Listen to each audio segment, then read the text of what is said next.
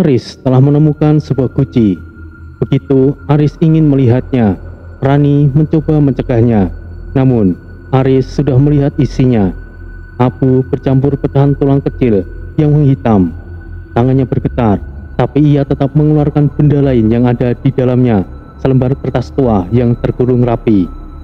Dengan nafas tertahan, ia membuka gulungan kertas tersebut. Di sana tertulis dalam aksara Jawa satu nama yang membuat darahnya seakan berhenti mengalir. Di dalam kertas tersebut tertulis sebuah nama, Aris. Tunggu, kok ini bisa? Aldi melangkah mundur, wajahnya langsung pucat pasi. Aris menatap tulisan itu tanpa berkedip. Ini tidak masuk akal. Itu adalah pertama kalinya ia menginjakkan kaki di hutan tersebut. Tapi entah kenapa, namanya ada di dalam guci tersebut. Rani mendekat dengan gemetar. Aris, ini namamu kan?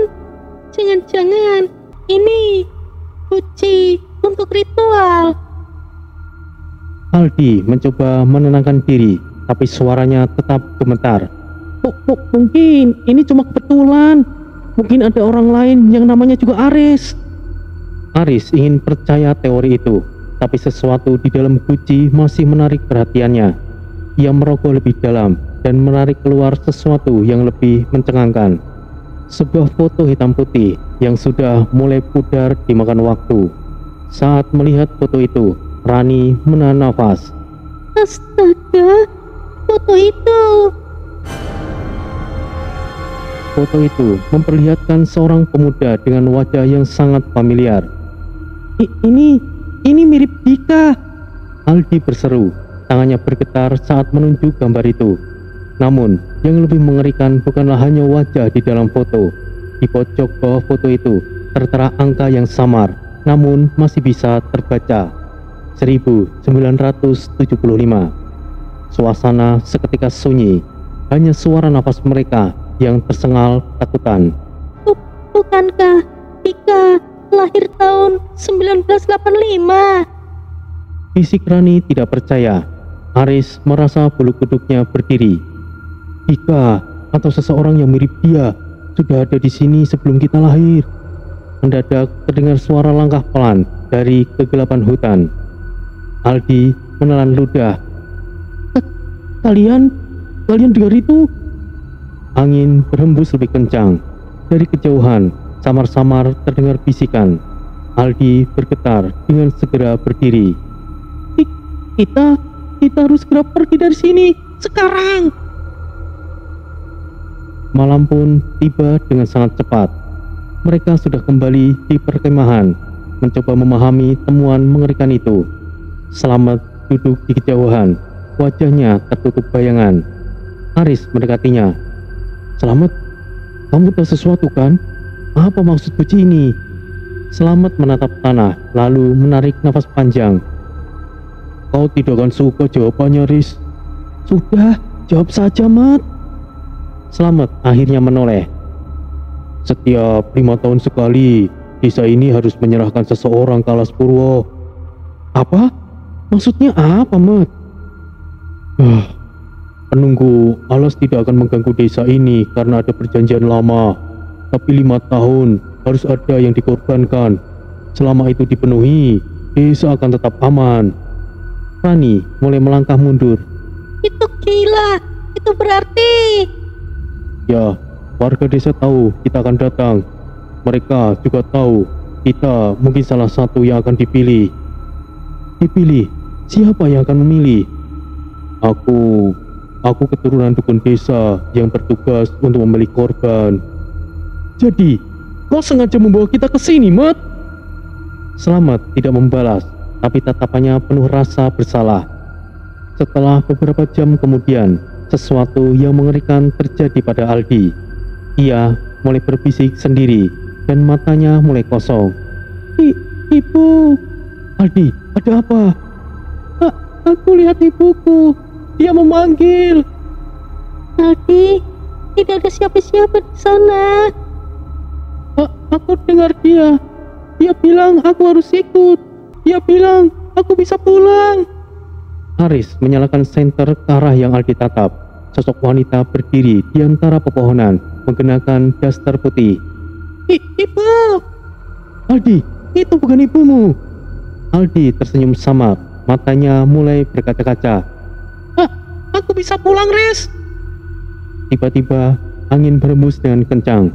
Sosok wanita itu berubah. Kulitnya menjadi pucat kehijauan, matanya hitam legam, dan dari jari-jarinya memanjang. Dengan gerakan patah-patah, ia mendekat ke arah Aldi. Ibu, akhirnya aku bisa pulang. Dalam sekejap, makhluk itu melompat ke arahnya, dan terjadilah. Kamera yang dipegang Aris menangkap momen terakhir sebelum Aldi menghilang. Wajahnya tersenyum, dan sekejap setelah itu ia lenyap dalam kegelapan.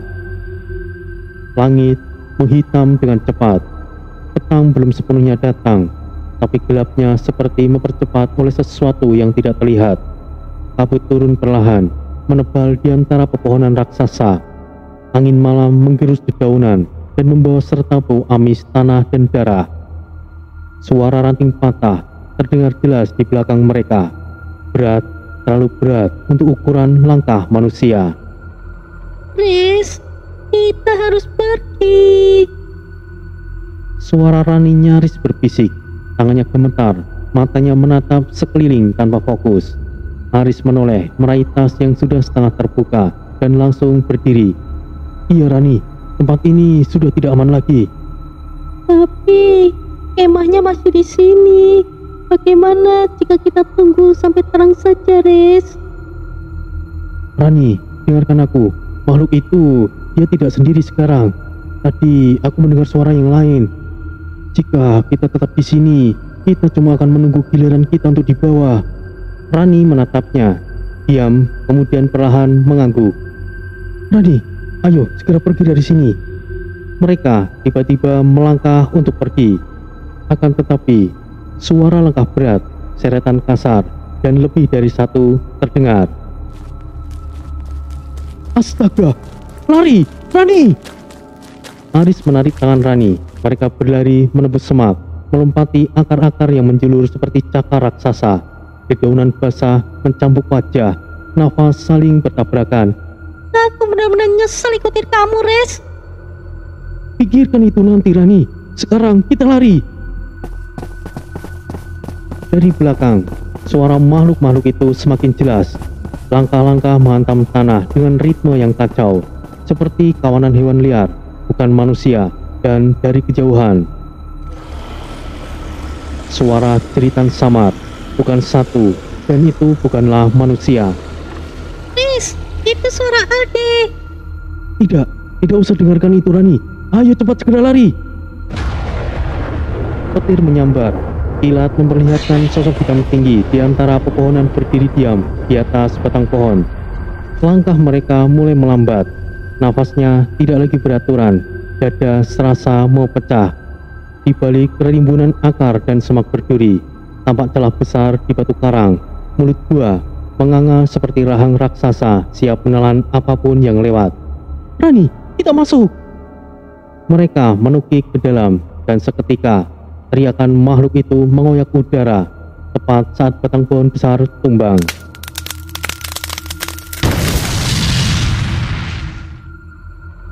Suasana kembali hening. Hanya suara nafas tersengal dan gemetar dari tubuh Rani. Ini gua apa, Riz?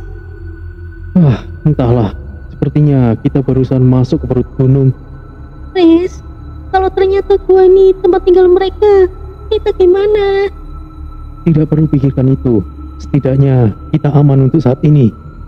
Udara di dalamnya terasa menggenang, lembab dan berat, seperti berada di dalam sumur yang tidak pernah dijemur matahari. Setiap tarikan nafas terasa seperti menelan embun busuk.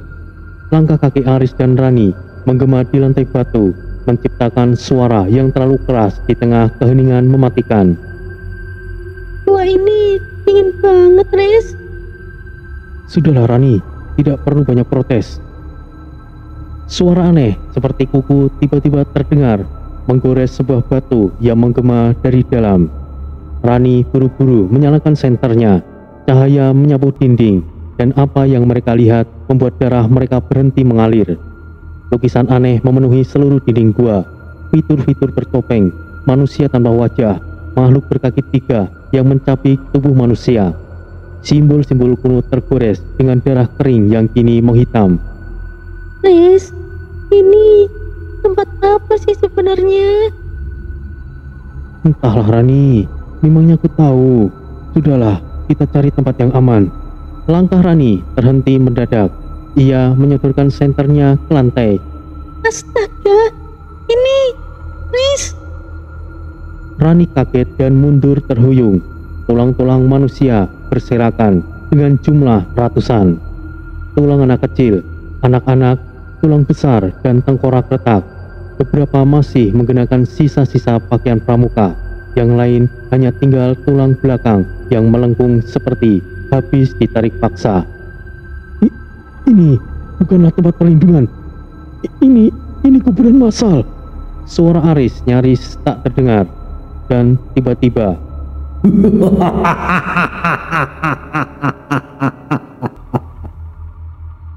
cekikikan tawa terdengar dari sudut gelap gua. Rani langsung menyorot ke arah suara itu. Ada seseorang, ada sesuatu duduk membelakangi mereka. Siapa di sana? Dia bilang, aku tidak akan sendirian. Suara itu serak dan lambat, seperti keluar dari tenggorokan yang sudah kering puluhan tahun. Itu adalah Dika. Tubuhnya tinggal kerangka berbalut kulit, mengenakan kaos sobek yang dulu pernah mereka lihat di hari pertama pendakian. Matanya cekung, dikelilingi lingkaran hitam pekat seperti mata jenazah. Dia duduk bersila, menatap bayangan di dinding, seolah sedang berbicara dengan seseorang yang tidak ada. Dika, kamu masih hidup?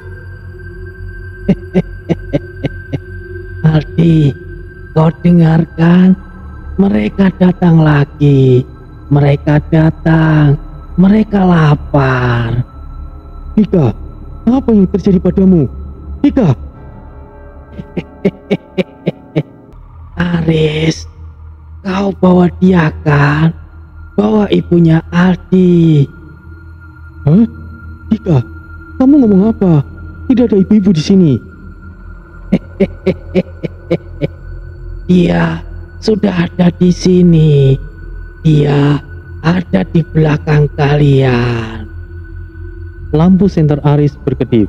Bayangan tinggi muncul di dinding. Bukan hanya bayangan mereka. Rani langsung menjerit. Aris langsung menariknya ke belakang, menyadarkan diri ke dinding gua. Suara bisikan menyelinap masuk ke telinga mereka. Entah dari mana asalnya. Pulanglah, bawa tubuhmu bersamaku. Dika mulai bernyanyi dengan pelan, lagu pengantar tidur dengan lirik aneh dengan bahasa yang tidak mereka mengerti. Riz, kita harus keluar. Sekarang juga, Riz. Sudah terlambat. Matahari hampir hilang. Dan gua ini menelan siapa saja yang datang, menahan mereka yang pergi. Gua kemudian bergetar. Debu turun dari langit-langit, seolah sesuatu sedang bergerak di dalam tanah. Aris menoleh ke mulut gua, tertutup oleh longsoran pohon tersebut, dan mereka terjebak. Di dalam gua yang seharusnya menjadi tempat perlindungan, ternyata adalah altar kematian. Udara di dalam gua tiba-tiba bergetar, seperti nafas raksasa yang tertahan. Rani mulai menggigil, tangannya mencengkeram jimat peninggalan neneknya, batu hitam kecil yang kini berdenyut panas, seolah jantung yang hidup. Aris mengeluarkan kantong kecil dari balik bajunya, jari-jarinya gemetar membuka ikatan tali kulitnya. Aris mengeluarkan secubut kemenyan dari kantong dan menyalakan dengan korek terakhir. Api kecil menyambar dan perlahan asap putih mengepul membentuk pusaran samar. Dinding gua bergetar hebat, bukan cuma satu titik.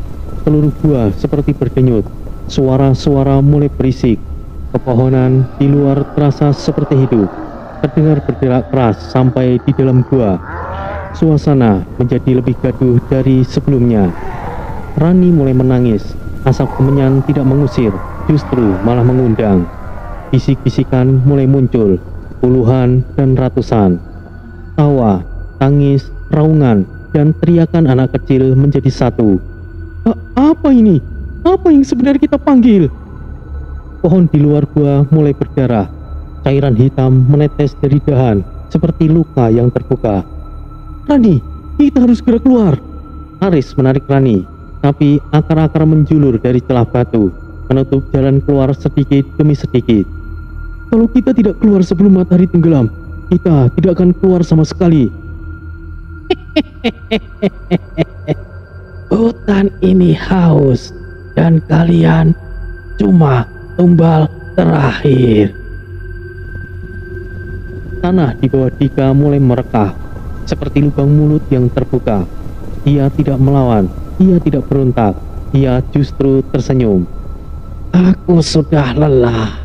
Di sini saja, enak, sunyi, dan hangat.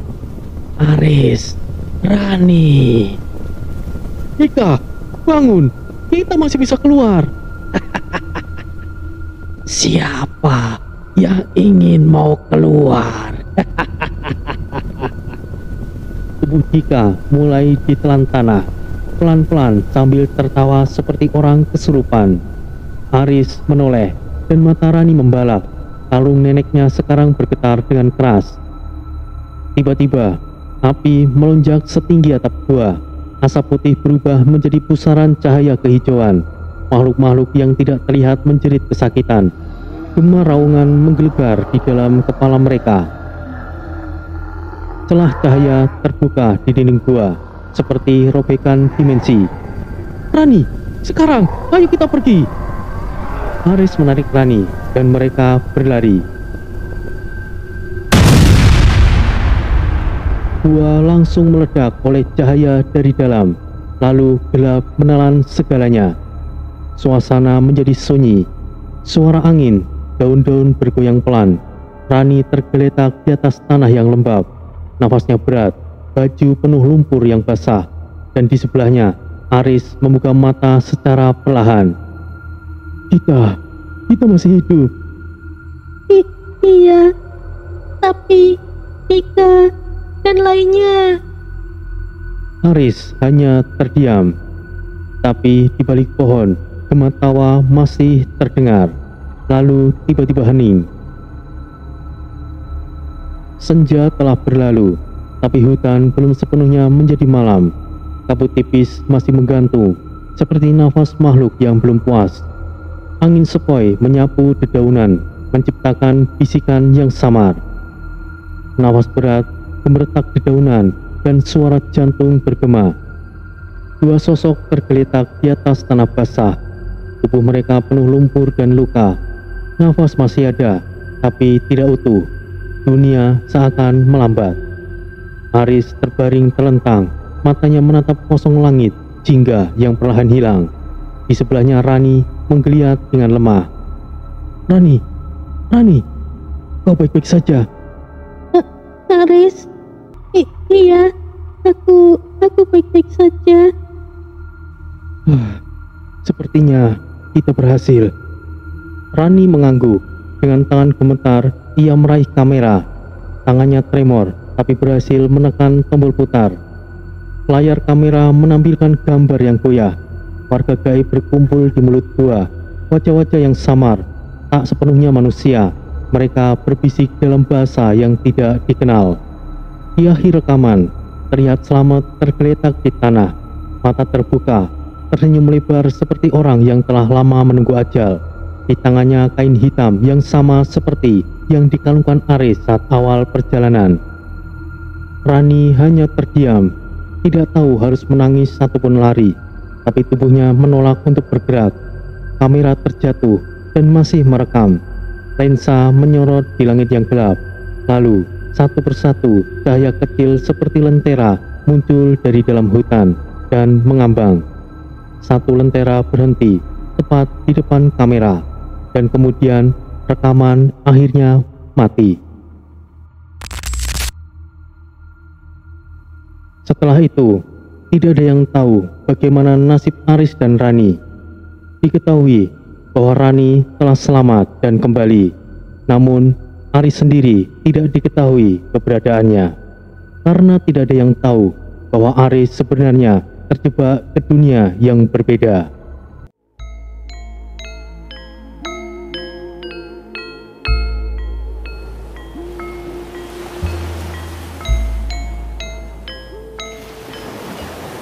Suara gemuruh ombak, kabut menari di atas tanah, angin membawa bisikan yang berasal dari dunia tersebut. Di ujung timur Pulau Jawa, ketika malam terlalu sunyi dan rembulan terlalu sempurna, berdirilah sebuah hutan purba yang tidak terjamah zaman. Alas Purwo, hutan yang bukan sekedar rumah bagi pohon dan hewan liar, tetapi gerbang menuju dunia lain. Orang-orang menyebutnya pintu gaib Nusantara, tempat batas antara dunia hidup dan mati yang tidak lagi jelas, dan waktu berjalannya semaunya sendiri. Di balik kabut pekat dan nyanyian angin yang menyerupai ratapan, tersembunyi 4 kerajaan gaib yang saling mengintai dalam dendam, darah, dan kekuasaan. Kerajaan Kolo bersemayam di perut bumi dan di dalam gua-gua gelap dan sunyi, dipimpin oleh Raja Nara Kusuma, makhluk bermata merah menyala dan bertubuh hitam legam seperti arang terbakar. Ia adalah penakluk roh-roh penasaran, penguasa arwah para penjelajah yang tersesat. Suara genderangnya adalah kutukan, siapapun yang mendengarnya tidak akan pernah pulang. Kerajaan Lembayung, istana Kindan Semu, muncul di balik gemuruh ombak pantai Plekung saat purnama naik sempurna. Diperintah oleh Ratu Sekartaji, wanita jelita berambut sepanjang tanah, namun dengan punggung berlubang. Ia menebar bau melati sebagai jebakan, mengikat manusia dengan mimpi kekayaan, lalu menelan jiwanya sebagai jamuan awet muda. Kerajaan Segorowiso hidup dalam diam di rawa-rawa busuk Segoro Anakan, dipimpin oleh Prabu Darmokolo. Raksasa berlumut dengan mulut di perut dan suara seperti dengungan kutukan. Kerajaannya penuh dengan makhluk cacat dan terkutuk, bekas manusia tamak yang terjerat racun angkara. Di sana, bahkan udara bisa membunuh. Namun, jauh di atas semuanya, dalam diam dan gelap purnama gerhana, berdiri kerajaan yang paling ditakuti, Niskalapura, terletak di puncak tersembunyi Gunung Tumpang Pitu.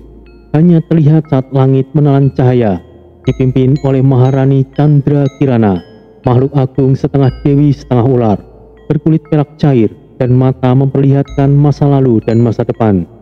Dialah penjaga keseimbangan, sekaligus sang pemakan kekuasaan. Istana kacanya memantulkan ketakutan dalam siapapun yang menatapnya. Dendam mengalir di antara keempat tahta, cinta yang hancur, janji yang dilanggar, dendam yang gagal. Setiap kerajaan menunggu momen untuk merebut tahta utama, untuk menggulingkan yang lain dan menguasai dunia manusia. Kabut terlalu padat untuk disebut udara, seperti telaga dingin yang mengambang, menggantung di udara tanpa arah.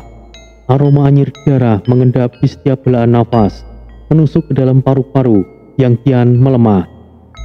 Angin mengalir pelan, namun membawa bisikan suara-suara asing. Lirih, patah-patah seperti gumaman roh yang menyesal belum sempat pamit sebelum mati. Petir menyambar jauh di atas langit yang tidak terlihat, hanya menyisakan gemuruh dan siluet pepohonan yang tampak merintih. Dahan mereka melengkung seperti tulang beluang yang menggeliat ke arah Aris. Langkah kaki Aris gontai. Tanah seolah yang dipijaknya mencoba menarik tubuhnya ke bawah. Setiap gesekan sepatu pada tanah lembab menimbulkan bunyi seperti langkah di atas tulang yang retak. Pakaiannya lusuh, wajahnya basah oleh keringat atau kabut dingin yang terus menetes. Matanya menatap kosong ke depan, menyisir kabut yang tidak pernah mau pisah dari pandangannya. Di mana aku? Di mana Rani? Ini seperti bukan duniaku lagi. Langit tidak pernah siang, Cahaya pun tidak pernah datang, hanya kilatan samar biru keunguan yang melintas entah dari mana, seperti kunang-kunang yang mati yang tersesat. Lalu di balik kabut sesuatu muncul,